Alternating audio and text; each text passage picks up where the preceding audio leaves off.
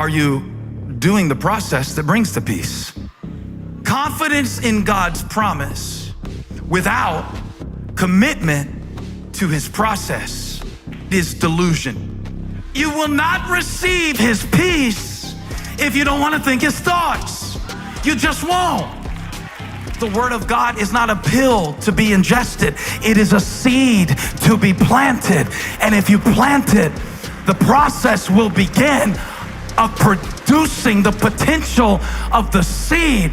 The wilderness is where God sifts the wheat of his promise from the chaff of what I want. I'm very concerned that we slap labels on things to avoid having to work toward overcoming them. You've been insecure. You've been going round and round in this wilderness, talking about, well, who can possibly overcome this? How could I possibly do it? He said, it's not your righteousness that brought you here to begin with. It's never been about you. I put my hand on you because of something that I purposed for your life that you didn't even understand. You see, this is your first time being here, but this is not God's.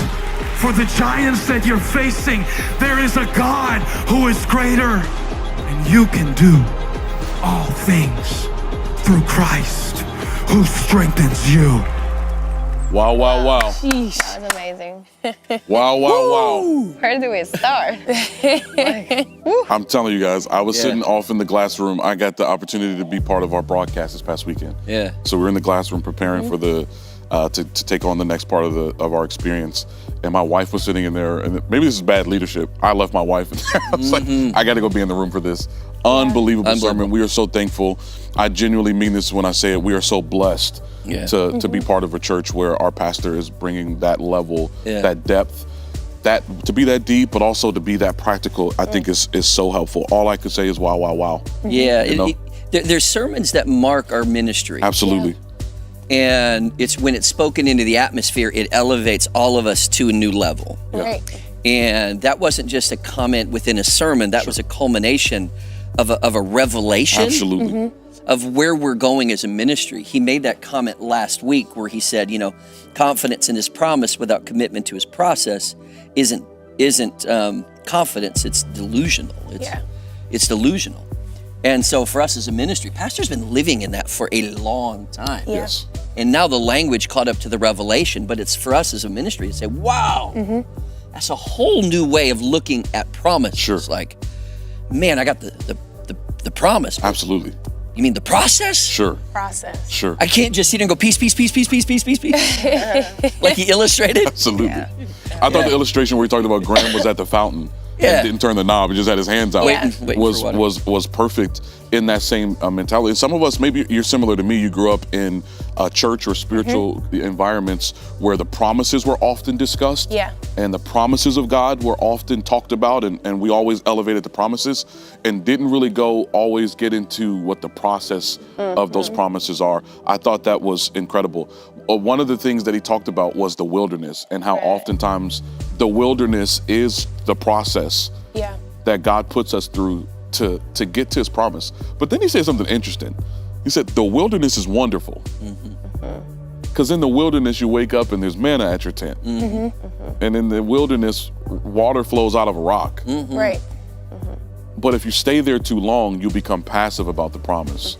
Because you just become entitled in thinking that everything is going to be readily available for me.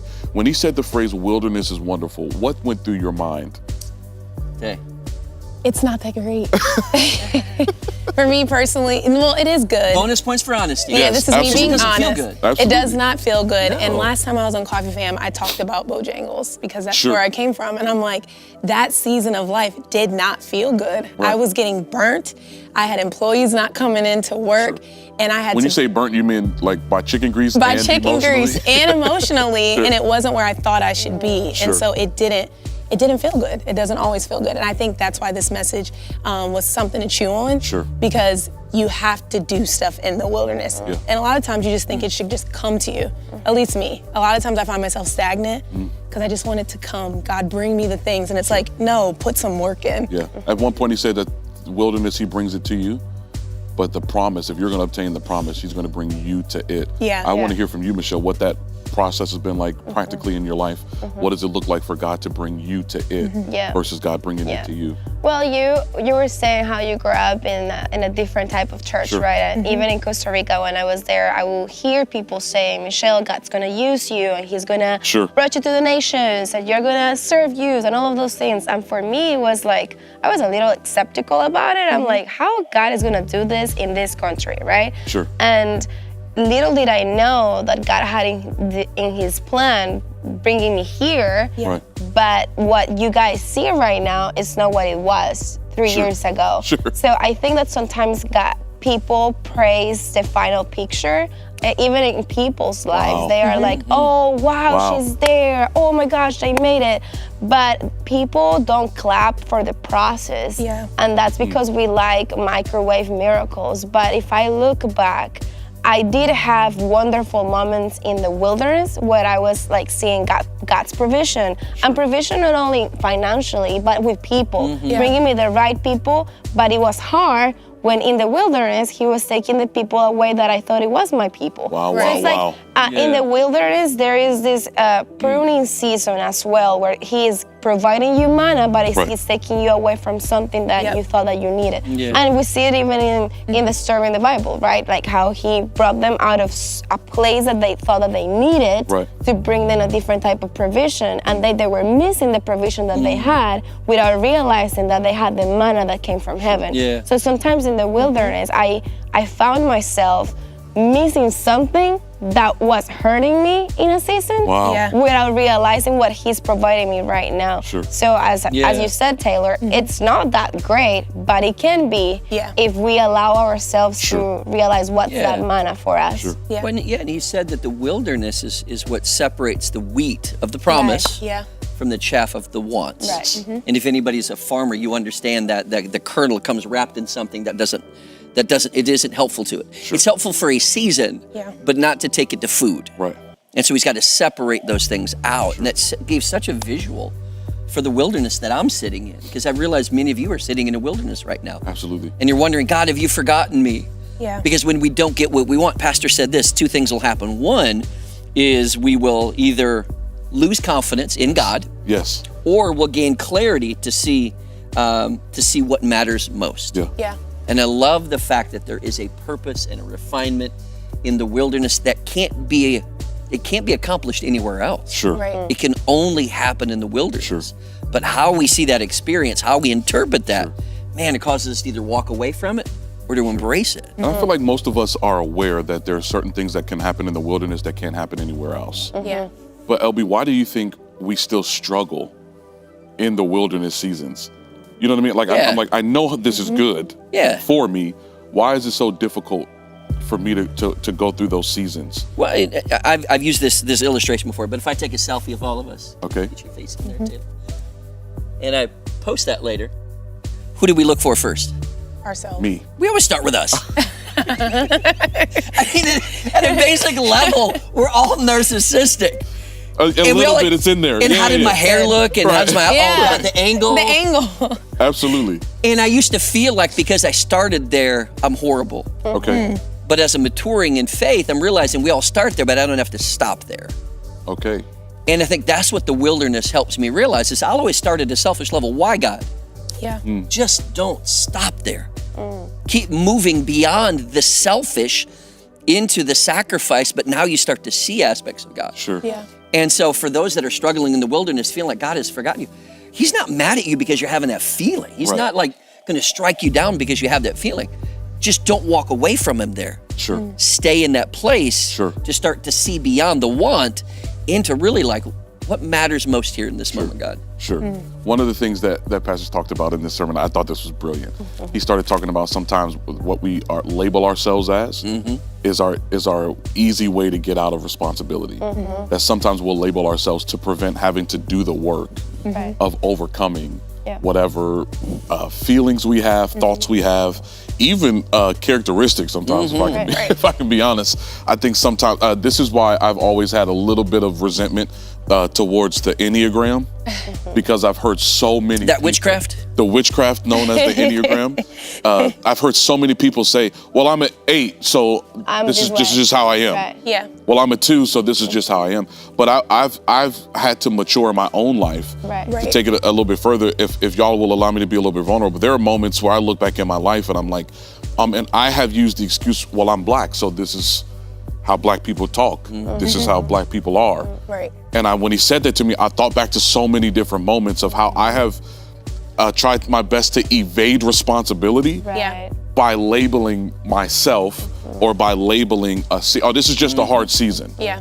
And so because the season is hard, without accepting the fact, no, I intentionally didn't do what God told me to do. Right. Yeah. So the season I'm in is called consequences right now. I think we have actually a clip of that, don't we, from pastors talking about that very thing about the labels we put on it? I think it was in the previous clip that we just that we just played. But the context of that was so beautiful, Yes. how he pastored our Yes. church. Yeah. That if you didn't see the full thing, please go back and watch it. Please. Because what he's not saying is just throw those labels away and pretend. Absolutely. Right. He's not saying that. He's Yeah. pastoring people to say, hey, those labels are real, but it's not the fullness. It's Yes. not the full totality Yes. of it. I can't And I love repreach it. it, but the example he used was anxiety. Yes. And he talked about what I loved as a pastor, he communicated to us. I would never stand up here and tell you to not be anxious and that's the devil. And Yeah. and then to your point, LB, he says, if you need therapy, whatever you need to do in order to be able to work through it. Yeah. But you won't get the peace of God by slapping a label on whatever you're experiencing right now. Hey, what do you think about that? What hit you in that? With the label thing, I thought about, for a while, I've always thought I'm not smart enough to comprehend things, right? So it's a label that I've often lived Sure. with.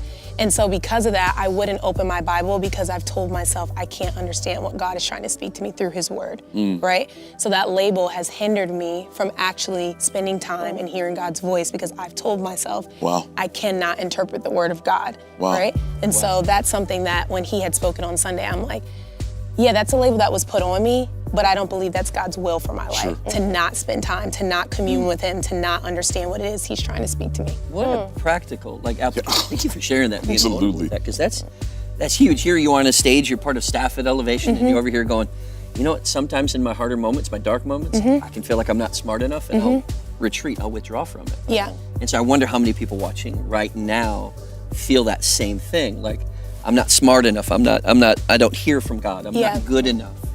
And so I'll retreat and Yeah. not believe the promise. Right. Yeah. The promise of peace was so prevalent in this sermon. And I love this phrase that Pastor said. He said, you cannot have his peace without his thoughts. Yeah. And then he walked us through the verses in Philippians that just practically lay out for us how to have his peace. And what it made me do is do a deep dive on, well, what if I want joy? Right. Well, what if I want Yeah. breakthrough? And what I discovered quickly is that there's somewhere in the Bible, it very much lays out that from the spirit of heaviness that I feel, there is a garment of praise. He will adorn me with praise. But what I can't do is sit around and go, I'm so sad, I'm so sad, I'm so sad. Well, where's my strength gonna come from? Where's my strength gonna come from? I just feel weak in this moment. I don't have any strength, I don't have any strength. And I would love for you guys to maybe put in the chat, what are some promises you're believing God for? What I loved about this is that it wasn't a prosperity message, that the promise of God is money, a Mercedes, or a mansion, but that the peace of God is a promise you Yes. have. Yeah. That the joy of the Lord is a promise you have. Strength is a promise that you have from God. But there is a very practical process. And if I'm being honest, I know that's not good English, but I don't be doing the process all the time. Sometimes I'd rather sit in my heaviness because that makes me feel good. Yep. Yeah, I'm sure, Michelle, you don't struggle with that at all. To Sure. sit in Sure, that. sure, sure. Right. So tell us how not to struggle like that. No. I think even what you were saying, Tay, and I love that you said that the pastor said that when we spend a lot of time in the wilderness, it can become something positive. And I was looking back in my life, and I don't want to be churchy because there are people out there that are hurting right now in their wilderness. But I'm thinking back in my trauma and things that I went through as a kid. If I would have stayed in the season as a victim and be like, oh, this is all that I am, and this is all that I have in my life, and this is always gonna be like that, I cannot say that it was not difficult to experience the abuse, the abandonment, all the things. So the things that you guys are going through are hard. Right. And we wanna acknowledge that. Yeah. But greater is He. And I think there was a season of my life that I needed to look at my family, look at the legacy that they were building for me, and be like, do I really want to do this? And I think in your wilderness, you have a decision to make. You have a decision to be like, do I want to be an overcomer out of this? Or do I want to get stuck in this and thinking that this is all that is going to be the rest of my life? So I think it's not that it's not easy. It's not that it's something easy that you can get out of it. Sure. But I think there is an important decision that we need to make in that wilderness, that the posture of our heart, even when we don't feel the peace, I mean, come on. Like, when we finish the wilderness, it's like, God is so faithful. He's my Prince of Peace. But you were mortified, and people look at you like, what? You were moody all this time that you weren't there. So now, looking back, remember what you've been through, be like, do I want to go through the wilderness being so moody, or do I actually going to pick the promise that He's my Prince of Peace? I love that. That He's my Father. All of those things. I love that promise. I love that. But when you hear as a kid the label, like, you're just moody, Right. you start to let that become your identity. Right. So as an 8-year-old, you're called moody. No, you're called prepubescent. That's what it is. But you get out of puberty, but the label of moody carries you into your 20s and 30s, and now it's infecting your marriage and your kids. And I love that the way you label. said it, where it's like, I have a decision to make. Right. Yeah. Because I think sometimes, LB, I have a question specifically for you. Where we have a clip I'm getting ready to show you. I want to show you guys, because Pastor does this great job of deciphering, helping us decipher. And LB, I want to give you the opportunity to take it a little bit further, make it practical for us, of deciding between what is God's promise and what is it that I want. Yes. Because I think so many of us, if we're going to be honest, sometimes find ourselves at a fork in the road. What is God's promise for me? What is it that I want? We have this clip I want to show you guys. Check this out really quickly. Because sometimes God has to show us that not everything we want is something that He promised. A lot of us lose our confidence in God because we confuse our want with His promise. My goodness. LB, help me out now. So this last weekend, my father-in-law passed away. Oh, okay. And so we as a family went there as my wife's dad, the most generous man I've ever met. The first time I ever met the guy, I asked him, "Can I marry your daughter?" I mean, so he gave me his daughter to marry, and that's pretty generous. He gave, when we started the ministry, he sowed significantly into the ministry so that my wife and I could give our lives to this thing full time.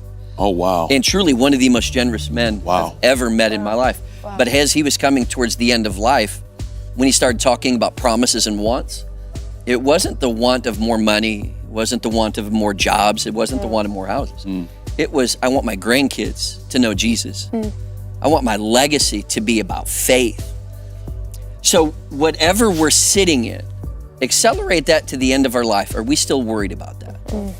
What is the conversation that happens in those moments? Oh, man. It so separates out what I want, a new car, I want some new J's, I want, but what is God's promise in this moment? No, like peace, joy, legacy, all the spiritual gifts that He has promised us. LB. But it was so clear for me to see, because all the conversations at the funeral, nobody was talking about houses and cars and all. It was family, it was about legacy, it was about faith, it was about Jesus. Really separated those things out for me. Drops mic. Accelerate to the end of your life. Yeah. Is this still important to you? Is this still important? Wow. Is this a legacy issue? I don't even have to accelerate to the end of my life. I'm like, this time next week, will I be thinking about this? I'm like, probably not. Probably not. Probably not. What an excellent practical tool. This is why I corrected myself earlier when I called him my friend and changed it to father. Because it takes a certain level of wisdom to be able to make that practical. That's a tool you can take home today. You can apply that to whatever it is you're praying about right now. You can apply that to whatever it is you're thinking about or you feel like you're struggling through right now. If I accelerate my mind to the end of my life, is this something that's important to me? Or am I going to be laying on my bed saying, man, I really want to see my grandchildren come to Christ. Man, I really want to make sure that my children know the Lord. I really want to make sure that my family understand that my life points back to Christ. That I was not expecting that. Thank you so much. I had it in my notes. I had to just put LB next to it and an arrow next to it because I knew you were going to do something like that. This word promise can mean so many different things and can for so many different people. And I just believe Pastor Steven started off. I'm praying that he remains in his vein over these next couple weeks, just clarifying for us the difference between what our desires are and what our promises are. And we're coming to what I think is the most significant part of the year for us as a church, which is our end of year giving. And this isn't just about offering. Pastor Holly, I think, did a beautiful job in the video where she said, this is not about an amount of money. This is about the posture of your heart. This is about connecting your faith to the promises of God. And so I'm going to get out the way, LB, and what I would love to hear from you, I'm just a history nerd. This is why I love you so much, because you remember every little thing and every little detail. If you don't know this, I didn't say this at the beginning, I should have.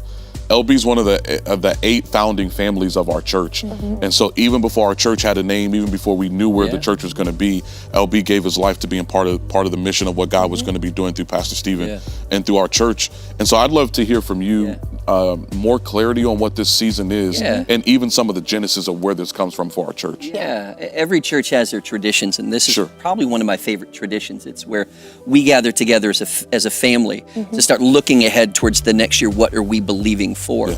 But I referenced my father-in-law that just passed away. John C. Marsh was his name. What a great name. Truly one of the most generous men that I've ever met in my whole life. And he gave sacrificially when we started the ministry because he believed so strongly in what God wanted to do in us and through us. Wow. And I was grateful for the people who said, man, good luck with that. We're praying for you. But I was really grateful for someone who said, no, I want to sow into that. I want to invest in that because seed is cheap. Soil is expensive. You buy a bag of seed or an acre of land, which one's going to cost you more? This is good soil Elevation Church. And over the last, coming up on 17 years now, with what God has done in this ministry. And some of my father-in-law's greatest joys are knowing that he got in on the ground level when the ministry began. And without hyperbole, we're sitting in somebody else's sacrifice. Absolutely. We are sitting in my father-in-law's sacrifice. You are sitting in somebody else's sacrifice. So as we come to the year end, we want to do 2 things. One is we want to find a word that we're believing for in the next year. And then 2, I want to position my faith in such a way to create space for God to occupy in my life. And so for those of you that haven't started the process of tithing, to give God the first 10% in your life, that's what I would encourage you to do as you come to this year end. The first fruits. Because some of you look at like, I don't have enough left to give. That's because God's last. First fruits means he's first in my life. So we want to do that. Many of you will start the process of tithing. I'm so excited to see what God's going to do when you start to put him first in the area of your finances. And then for some of us that are all tithing, we also want to bring a gift above and beyond, an offering, a sacrificial offering.